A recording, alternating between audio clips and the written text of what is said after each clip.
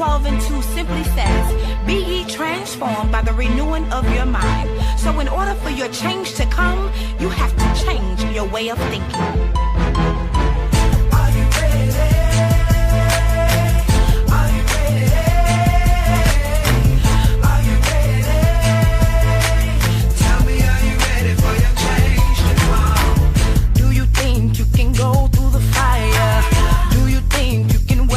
The storm. Do you think you can press through your trials? Are you ready for your change to come? Do you think you can pray when you're down and out? Do you think you can give when your funds are low? Do you think you can trust him to bring you out? Are you ready for your change to come? Are you ready?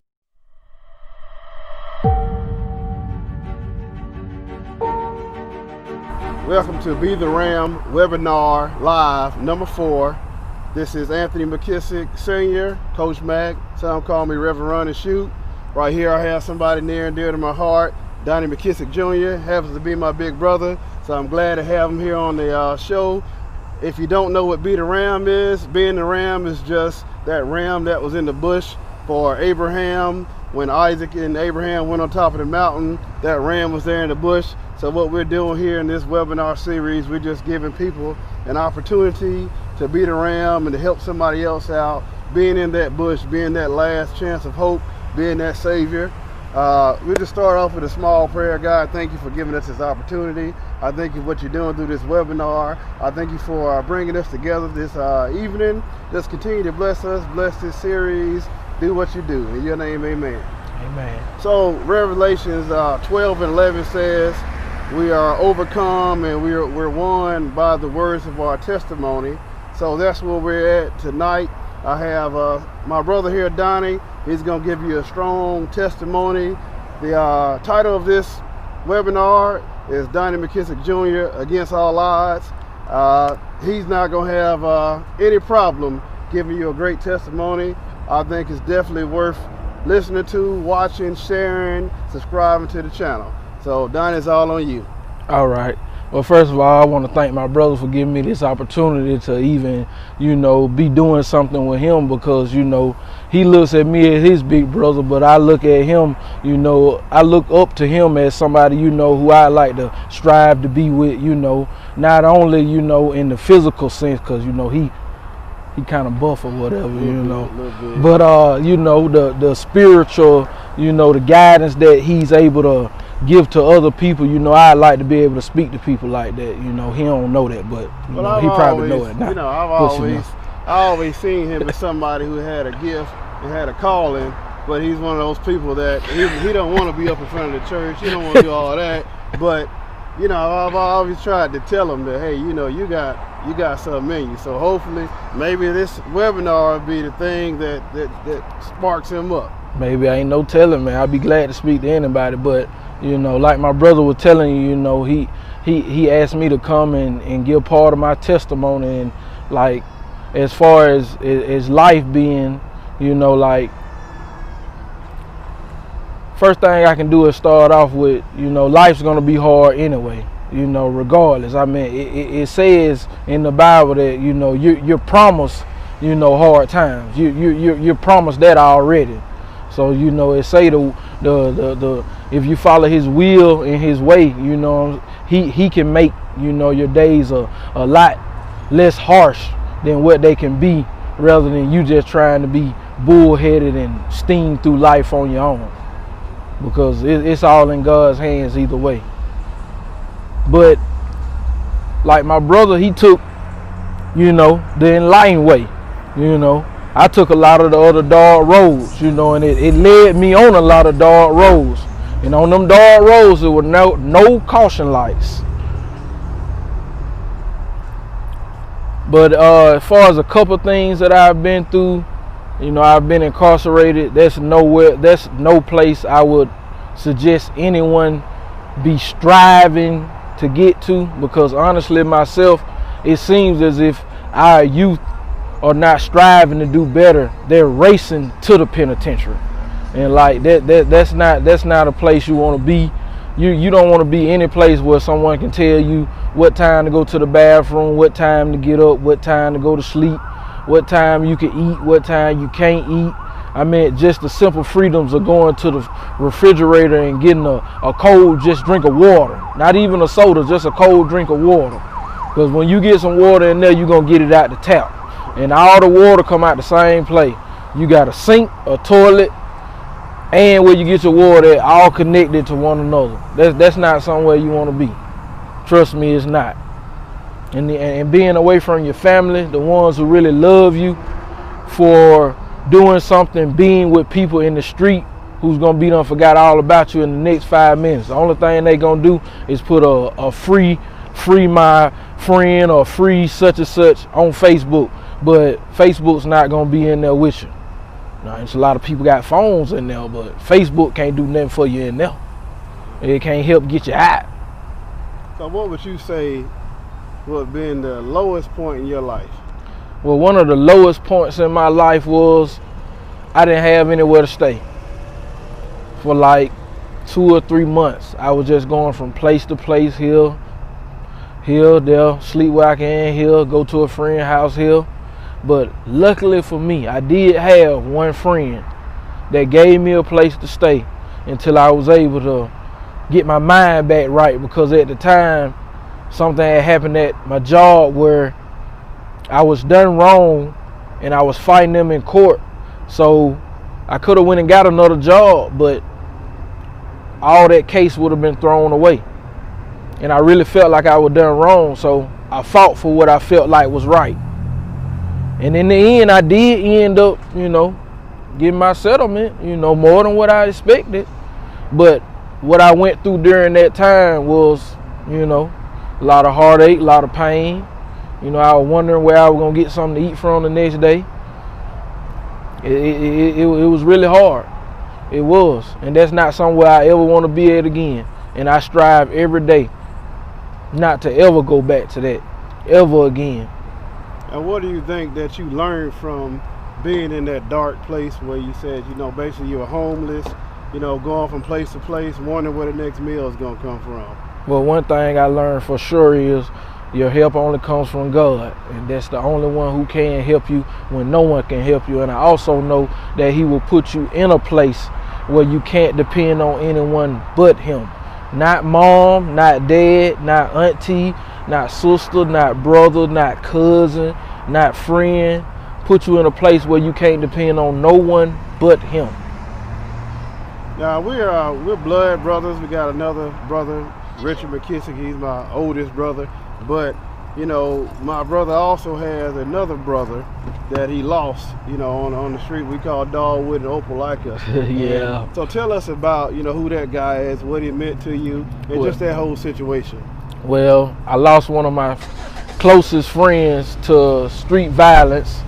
I don't want to say you get what comes to you, because I really don't know how to put it, but he lived that street lifestyle. And that street lifestyle is really what cost my brother his life. But I promise, if he knew how much we were missing him, he maybe would have turned. We maybe could have got him to turn his life around, because he was at a middle point where he had started going to church. Like he actually had a church home he was going to all the time, and he was just had one foot in and one foot out, and before he got a chance to make it right, his life was taken away from him. I really can't. I take that back. I don't know if he did get it right, because maybe he got it right, but before God called him home, I'm wishing that he did. I'm hoping and wishing that he did. But living a street lifestyle and all the popularity and the fame that comes from it, it's a lot of heartache that you leave behind. Also, like his mom, his dad, his brother, all us, his other close friends, we miss him dearly. And I wish that, I could just have one conversation with him and try to get him to leave the streets and just be encouraged and have enough strength to just take that other foot out the street and put it in the church as well. Now you got a lot of young people. I work in high schools.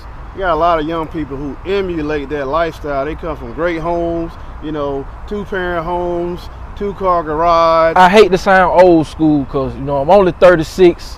You know, like, I hate to just sound old, but I just, you know, you say it, be authentic. Be authentic, transparent. I'm going to tell you like this. I think it's the rap music. I'm being honest. Because the rap music, they listen to it, they actually believe it. But the rap artists that's rapping this music, leading you down an alley they've never been themselves. They're only taking this out of a playbook and they're reading it to you. And if they sound good enough, you believe it. That's true. But 90% of the time, they're never doing any of those things, ever. So They just rap it, make money off of it, tell it to you. You think it sounds good, really sound like trash to me. Most of the rap music, they ain't doing nothing but mumbling. But the kids today, they love it. But I guarantee you, you can't ask one of them what it says and tell them to write it down. So what you're saying, in other words, is that the young people need to guard what's going in their ears. Yes. Because what's going In their ears is coming out in their lifestyle. Yes. And they think that that's a lifestyle that they want to live because they have these rappers portraying that lifestyle.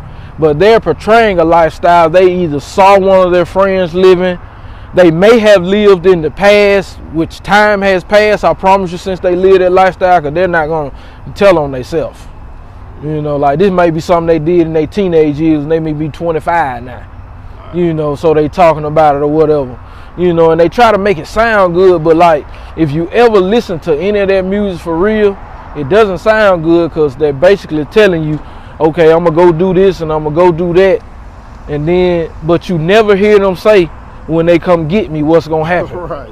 What happened when they kick my door in? What happens when they kick my door into my bando, what they say now. Right. You know, I'm chilling in the bando. They don't even know that a bando is really an abandoned apartment. They just think it's a cool name. They don't even know what it is. A bando don't got no water, no nothing probably work but the stove, what they might need to work or something. But lights don't work. I mean, they don't really stay in a bando. You know, they just call it that. They came with a cool name, and now all the kids be like, meet me at the bando, all this and that. But why would you speak manifestation into something that you don't really want to come to pass? You don't really want to be a trap star. You don't want to end up with 50, 60 years. You gonna cry when they give you that time. And them rappers, when they get into them, they gonna cry too. If they get caught doing any of the stuff they swear they be doing. But 90% of them are not doing that. I got a lot of my students are just like, man, coach, school ain't for me, school ain't, school this, you know, what we gonna learn in the real world, blah, blah, blah. I tell you this much, the same one saying that right now, check on them in 5 years. I'm talking about 5 years after they get out of high school. Life gonna pick them up, body slam them, break their back, put a crick in their neck, and if they lucky, they can get up and walk away from it.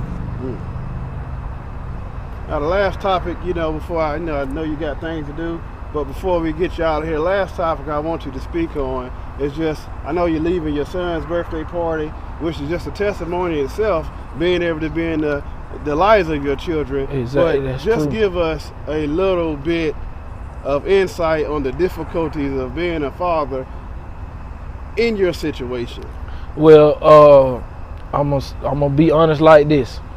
My aunt, I'm not gonna say her name because I don't know if she'll get mad, but one of my aunts told me one time, she said, just because them girls give you that tail and they smelling theyself, you know how just cause they give you that tail and you smelling yourself and they smelling theyself and y'all think y'all doing some sneaking and all this and that, you know, like really honestly, you really shouldn't be having sex unless you got your own place in the first place, for one, and paying your own bills. And you need to also already have an education and a career, a couple years in that career. Go live a little bit before you decide to have children, or better yet, stay abstinence until you get married. That's the best way, because you know what, every partner that you encounter has the potential to be the father of one of your kids. Or they can give you HIV. That's why I got this shirt. Says speak out, basically know your status. I took an HIV test. I was scared. I ain't even out there like that, but it's just a chance. It's just a chance that something come back. Yeah. Thing, you know what I'm saying? So hey, I went and took one too, man. Right. Ain't that weird? Right, man. I was like, you know, the lady said, I was like, how I get a shirt? So you gotta take a test. I'm like, man, I gotta work Monday. I don't know if I want that on my mind. No, if I want next week, you know, do I have to get? You know, you really don't want to know that stuff. But you know, just being a father, you know, just the difficulties of it in this generation. In this generation, also, we use social media a lot for a lot of good things. Cause like mostly, you know, when I look on my brother's social media, he always has something positive, and that's what I like. When I look on his wife's social media, she always has something positive on there. You know, that's what I like. That's what I like to see. I like to see the positive thing. But a lot of another thing social media does, it kills relationships between the fathers and the mothers of kids, because you have other messy friends that want to be in there. Well, I seen him over here. He had a new pair of shoes, and you know, with just like I said, with going along with that, don't just sleep with them just because you can, because you can also have a child by them. Yeah. And you know, just having a child, bringing a child into the world is one of the most beautiful things on earth. Do not get me wrong. Kids are the most beautiful things on earth. You know, till they get back like us. Right. But they do. They cost a lot. They talk a lot. They talk a lot. They do move a lot. They do. And they use the bathroom a lot. They flush the toilet a lot. They make noise. They make a lot of noise. They make a noise. But that smile on their face makes it all worth it. It does. It makes all the hard work and the long hours worth it when they look up you and they smile and they say, "Daddy." It melts your heart. I promise you, it's nothing like that in the world. But another thing, you were asking me about some of the obstacles. Like, okay, I came up here. I was coming to see friends already. But my son, I had planned on seeing him the day before, but I didn't know his mother was coming up here. So what I had to do was I made plans to work around it, because first of all, that's my son. You know, he didn't ask to be here. I helped bring him into this world. So therefore, I personally, you know, not only know because of the father that I had, but because of just the person that I've grown into, that I just feel a special pull towards, you know, wanting to be the best father I can be, just period. You know, so I made sure that I put that time in there. I told my friends, you know, we were going to cook out and, you know, hang out and just, you know, enjoy each other's company. I told them, I was like, I'm not going to be able to cook. You know, I told my other friend that, you know, I was actually supposed to be cooking. I told him, like, I ain't gonna be able to cook. You know, I can help buy the stuff, but, you know, I ain't gonna be able to cook because I gotta, you know, go see my son. But him being the friend that he, oh yeah, man, you know, go ahead. You know, and that's another thing.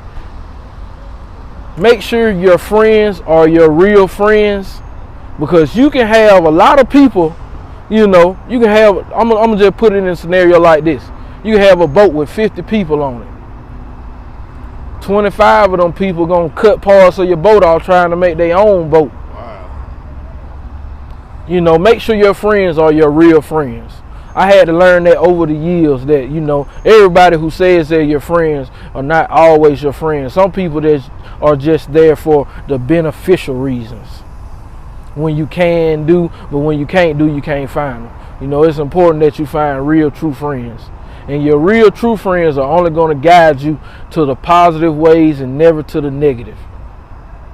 Now, as we close out, you know, I know I sound like a Baptist preacher. We done closed 20 times. But as we close out, you know, what would you say to those girls and guys who say, you know, I ain't going to church, that ain't for me, and it might not be for you, but that may take a word from someone like you, or they have a word that they can give, but they don't necessarily want to put it on a platform. Well, you told me to be authentic, so just being for real, I feel kind of uncomfortable because I ain't been going to church like I'm supposed to myself.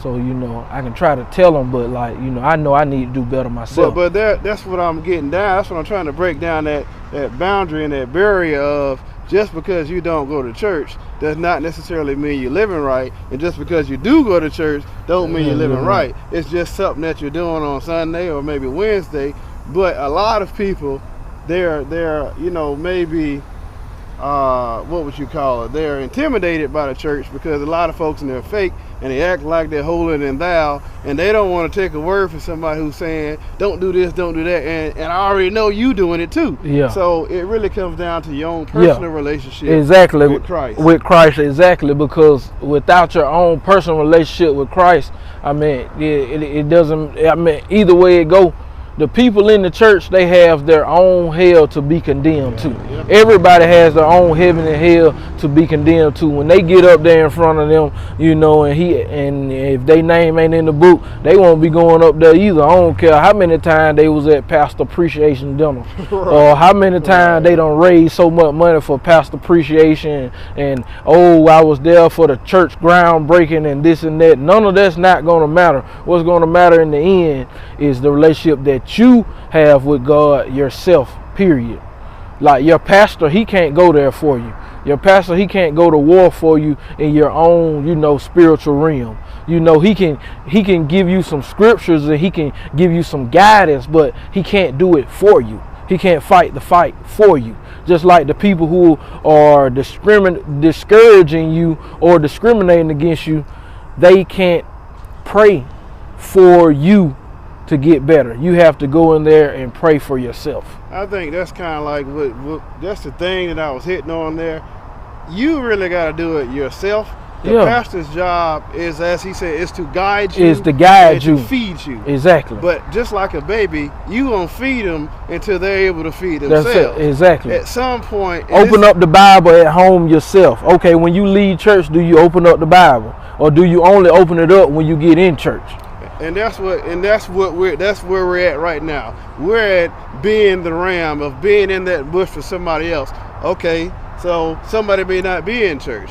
Now I feel like we're both at a point that, you know, our family is grounded in church. You got pastors, you got preachers, you got singers, dancers, whatever you want, we got it. You pick one. We also got some folks on the other side of the track, you know what I'm saying, that'll beat you down, that'll do whatever. You don't want to mess with a McKissic, because it will be spiritual warfare and it'll be physical warfare. But that's a whole nother webinar. But where we're at is the point where now that you've been equipped, it's your job to go and start pulling others. And even if this video may be the only church that you ever have, I think you've got enough information to kickstart your life that maybe you can change it around. Maybe if you feel like that you're in a situation that Donnie was in, where, you know, I'm homeless, I'm going from here and there. It's better days ahead, I promise you. The one thing I figured out is if you give up, you'll just be there. And won't nobody even try to help you.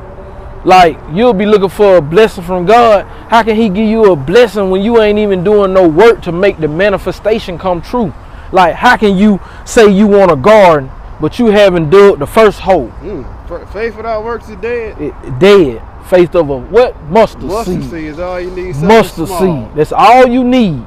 Just have a little bit of faith. If you're in a bad situation, if you feel like, man, you know, this ain't for me, I'm ready to put the gun to my head, or, you know, God don't love me. Trust me, he do. He do. And the people that you see that look like they got it going on, we all got our own struggles. They on different levels. Just because somebody got more money than you, their girlfriend look better. You might not want that struggle they going through really with don't. inside. You know, really like don't. you don't know, you know, oh, they got money, this and that, but they have so many other problems that come along with having that we money. Always look at somebody else and say, man, if I can only have what they got, you don't know what they're going through. Exactly. They looking at you like, man, if I could just have what you got, I could just live life that simple. Just simple. Like, and you just don't know. He might just want to go to the store. He can't just go to the store because he got so much money, people after him. You see what I'm saying? Right. He might just want to go to the store by himself. So you can go to the store by yourself all the time.